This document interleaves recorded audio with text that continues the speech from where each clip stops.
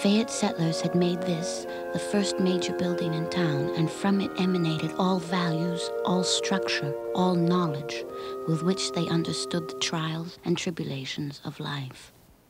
When a new young member was baptized in this local pond, that act represented their lifelong commitment to a path of righteousness. One would make a covenant with brothers and sisters to walk the Christian life. On the other hand, the members of that church community would likewise enter into a covenant to help keep them from all evil. I remember reading the journals of the Reverend Dr. Paul Coffin, an early missionary preacher.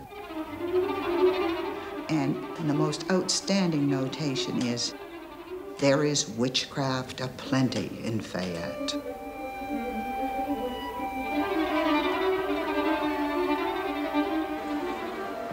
Milk that would curdle, things that would fly through the air, strange things that would happen in the community and were reported to the church officials. And authority was sought over those spiritual powers as instructed by Jesus. Church records indicate that there were women in Fayette during Emmeline's childhood who were suspected of witchcraft by the deacons of the church. Everyone, even Emmeline, would have known what punishment those women faced.